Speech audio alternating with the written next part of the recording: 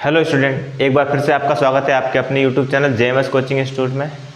हम कक्षा 12वीं फिजिक्स का सिलेबस कर रहे हैं, जिसमें हम हर एक टॉपिक को क्लियर करते हैं। आपके पहली इकाई आपकी कंप्लीट हो चुकी है, दूसरी इकाई कंप्लीट हो चुकी है, तीसरी इकाई आपकी चल रही है, जिसका अध्याय 4 चल रहा है। अध्याय 4 में आपका गतिमान आवेश और चुंबकत्व, इसके कुछ टॉपिक हो चुके हैं, जिसकी वीडियो अपलोड हो चुकी है। आप प्लेलिस्ट में जाकर देख सकते हैं। आज की क्लास में हम पढ़ेंगे शंट किसे कहते हैं, शंट का व्यंजक ज्ञात करना है अपने को, फिर शंट का उपयोग, फिर शंट से लाभ और हानि। ठीक है, सभी चीज़ें हम इस क्लास में पढ़ेंगे और ये टॉपिक आपका क्लियर हो जाएगा। हमारी जो क्लासेस चल रही है वो आपके बोर्ड एग्ज़ाम 2025 के लिए बहुत ही इंपॉर्टेंट क्लासेस चल रही है, जिसमें हम हर एक टॉपिक छोटे से छोटे टॉपिक को हम क्लियर करते हैं। उसमें हम सबसे पहले उसका बेसिक बताते हैं, फिर उसके डेरिवेशन करते हैं, थ्योरिकल क्वेश्चन करते हैं और उसके आंकिक क्वेश्चन जो न्यूमेरिकल्स होते हैं वो करते हैं। इसी तरह से हमारा पूरा कंप्लीट सिलेबस यूट्यूब पर चल रहा है, बिल्कुल फ्री ऑफ कॉस्ट। तो आप वीडियो को वॉच कर सकते हैं। देखें, आज का टॉपिक है हमारा क्या, शंट किसे कहते हैं, इसका व्यंजक ज्ञात कीजिए, इसके उपयोग बताइए, लाभ और हानि, ये सभी बताने हैं। ठीक है, या इसके सिद्धांत ही पूछ सकते हैं, सिद्धांत और व्यंजक वही रहेगा। ठीक, अब देखो किस तरह से करेंगे हम। सबसे पहले तो शंट है क्या, है ना।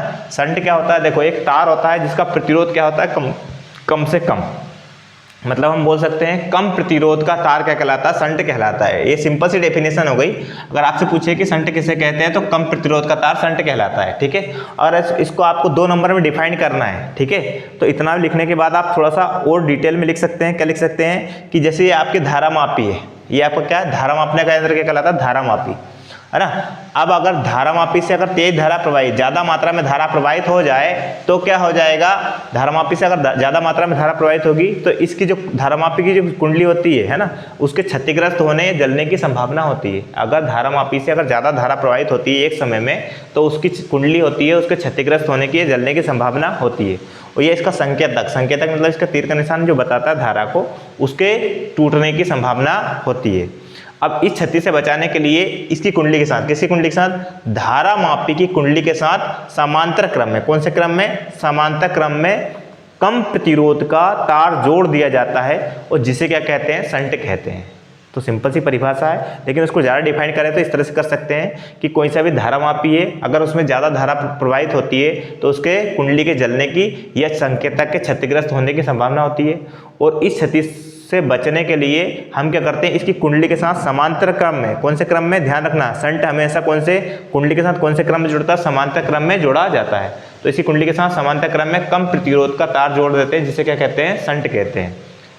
प्रतिरोध शब्द हर एक तार में होता है, लेकिन कम प्रतिरोध वाला तार ही शंट कहलाता है। ठीक है, तो ये डेफिनेशन हो गई, उसके बारे में बता दिया। अब ठीक है, आगे चित्र कैसे बना, तो ये देखो एक कुल धारा है ना। फिर यहाँ अपन ने क्या जोड़ दिया, एक धारा मापी जोड़ दिया, उसका प्रतिरोध कितना है, जी है। और फिर नीचे समांतर क्रम में एक क्या जोड़ दिया, एक शंट जोड़ दिया, उसका प्रतिरोध कितना है, एस है। अब यहाँ से जो कुल धारा प्रवाहित होती है, हमें पता है यहाँ पर, है ना, इस पॉइंट पर धारा कितने भागों में बढ़ जाएगी, 2 भागों में बढ़ जाएगी। कुछ भाग किस में से प्रवाहित होगा, शंट में से, मतलब सॉरी धारा मापी में से, और कुछ भाग किस में से प्रवाहित होगा, शंट में से। तो पूरी धारा, कुल धारा जितना वोल्टेज था उसका कुछ भाग धारा मापी से प्रवाहित हो रहा है, कुछ भाग शंट से, इसलिए कुंडली क्या होती है, क्षतिग्रस्त होने से बच जाती है। तो मान लिया कि हमने धारा मापी से कितनी धारा प्रवाहित हो रही है, आई जी धारा, आई मतलब धारा और जी मतलब धारा मापी से प्रवाहित धारा, और आई एस मतलब, आई मतलब धारा और एस का मतलब होता है शंट से प्रवाहित धारा। इस तरह से यहाँ पर धारा कितने भागों में बढ़ गई, 2 भागों में। इस प्रकार यह इस कुंडली में कम धारा पहुंचेगी और ये क्षतिग्रस्त नहीं होगा। ठीक है, तो देखो परिभाषा ये है, शंट कम प्रतिरोध का तार क्या कहलाता है, शंट कहलाता है। जो हमने यहाँ चित्र बनाया उसी से हमने थ्योरी लिखी, क्या कि माना धारा मापी की कुंडली का प्रतिरोध कितना है, जी है। ठीक है, और शंट का प्रतिरोध कितना है, एस है। इसमें धारा प्रवाहित हो रही है क्या, आई। ठीक है, जिसका आई जी भाग तो धारा मापी से प्रवाहित होता है और आई एस भाग किससे प्रवाहित होता है, शंट से प्रवाहित होता है। ठीक है, अब आगे हम इसको सोल्व करते हैं। तो कुल धारा हम स्टार्ट करेंगे कहाँ से, कुल धारा से। कुल धारा क्या हो जाएगी, आई बराबर, देखो कुल धारा आई है और कितने भागों में बढ़ गई वो, आई जी प्लस आई एस, 2 भागों में, है ना। धारा मापी से प्रवाहित धारा और शंट से प्रवाहित धारा का योग क्या हो जाएगा, कुल धारा हो जाएगा। इक्वेशन क्या हो गई आपकी, फर्स्ट हो गई। ठीक है, अब हम निकालेंगे धारा मापी के सिरों के मध्य विभवांतर और फिर शंट के सिरों के मध्य विभवांतर, है। तो धारा मापी के सिरों पर, ये सिरों पर या सिरों के मध्य है ना, ऐसा लिख सकते हैं, सिरों के मध्य विभवांतर।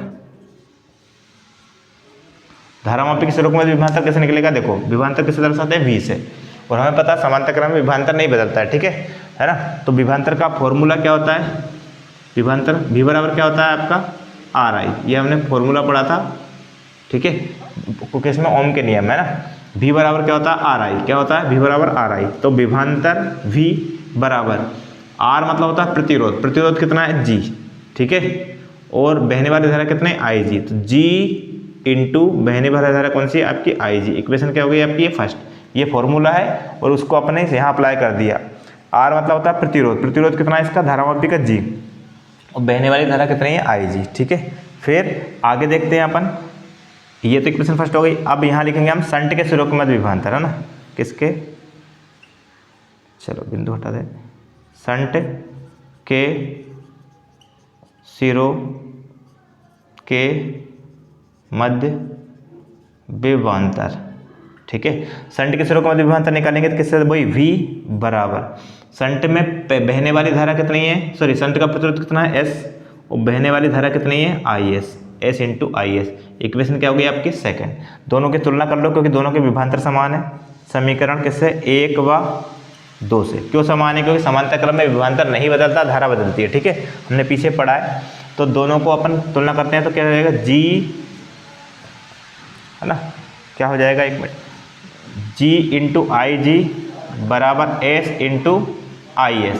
अब देखो G के बटे में तो क्या ले जाएंगे हम IS, सॉरी GS को, है ना, और IS के बटे में क्या ले जाएंगे IG को, है ना। क्या किया हमने, G के बटे में किसको ले गए, S को, मतलब प्रतिरोध को प्रतिरोध के अनुपात में लिख दिया और धारा को धारा के अनुपात में लिख दिया। तो ये गुणा वाला इधर भाग में जाएगा, ये गुणा वाला इधर भाग में जाएगा, ठीक है। अब दोनों पक्षों में क्या जोड़ना है अपने को, 1 जोड़ना है, तब आगे सॉल्व होगा, ठीक है। दोनों पक्षों में कितना जोड़ने पर, 1 जोड़ने पर,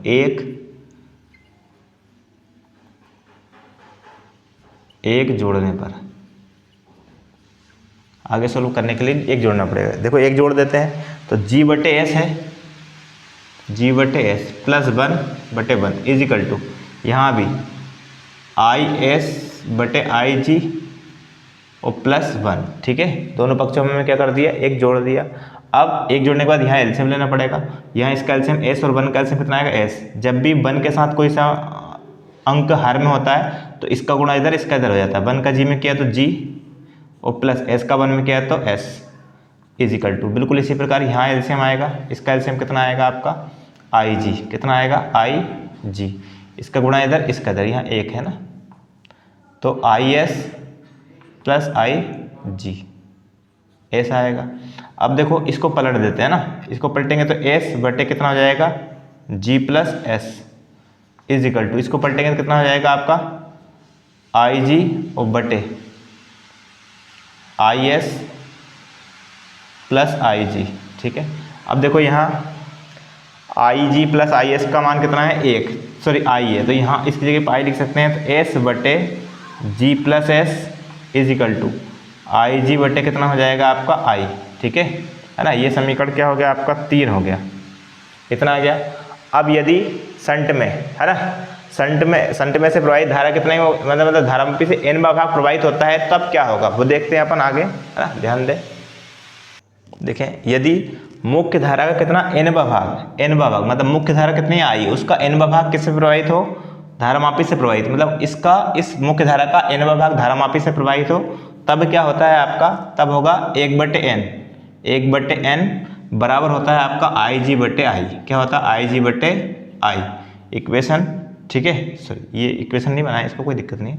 तो 1/n, अब देखो यहाँ एक IG बटे I का मान रखने पर समीकरण कौन से मान रख दे हम, समीकरण 3 में, है ना, मान रखने पर समीकरण 3 में हम मान रख सकते हैं, किसका मान रख सकते हैं वो देखें आप, यहाँ समीकरण 3 में IG बटे I का मान क्या है रख दें, ये 1/n, तो ये हो जाएगा S बटे G plus S is equal to 1/n, ठीक है। IG बटे I का मान रख दिया, क्रॉस मल्टीप्लाई कर दें, इसका इधर इसका इधर, ठीक है, इसका इधर कर दें, तो SN is equal to G plus S.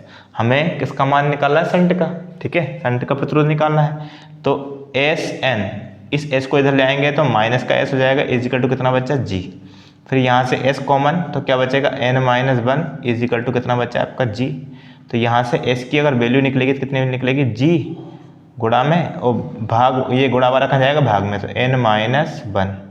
ठीक है, तो ये आपका संट का प्रतिरोध आ गया इतना, है ना। और ये किस में आएगा? ओम में आएगा, है ना। ओम का मात्रा की है, ओम को इस तरह से लिखते हैं। ठीक है, तो कितना हो गया संट का प्रतिरोध? कितना हो गया आपका? जी बटे एन माइनस वन। ये हो गया। आपको डायरेक्ट ये सब सिद्ध करने के लिए बोल सकते हैं कि सिद्ध कीजिए कि एस बराबर जी बटे एन माइनस वन, तो हम डायरेक्ट भी प्रूव कर सकते हैं। ठीक है, अब ये हमारा देखो व्यंजक हो गया। अब हमें लिखना है उपयोग, लाभ और हानि। ठीक है, तो देखें आप उपयोग, लाभ और हानि किस तरह से होंगे।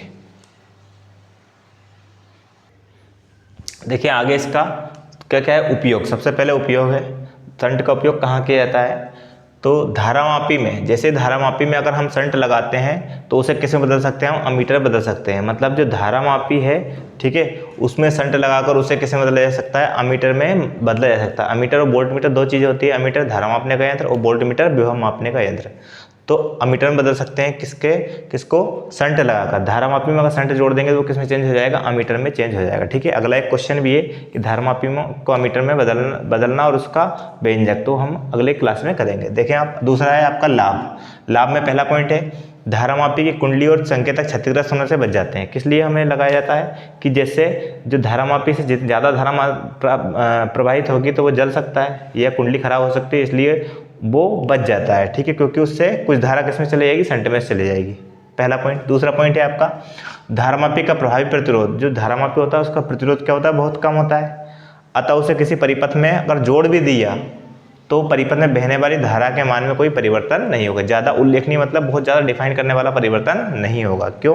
क्योंकि उसका प्रतिरोध क्या होता है? कम, तो वो धारा के मान को ज़्यादा प्रभावित नहीं करेगा। ठीक है, अगला पॉइंट है आपका इसकी सहायता से अमीटर के परास को बढ़ाया जा सकता है। मतलब अमीटर क्या होता है? धारा मापने का यंत्र होता है, तो इसकी सहायता से हम संट लगाकर उसे अमीटर में बदलकर उससे कम से कम धारा को भी माप सकते हैं, शुद्धता से माप सकते हैं। ठीक है, फिर हानि। हानि में क्या है? संट के प्रयोग से धारामापी की सुग्राह्यता कम हो जाती है। सिंपल सी बात है, अगर संट में है तो प्रतिरोध है, मतलब वो धारा के मान को कुछ ना कुछ तो रोकेगा, रुकावट डालेगा। ठीक है, तो सुग्राह्यता, है ना, क्या हो जाएगी? उसकी कम हो जाएगी।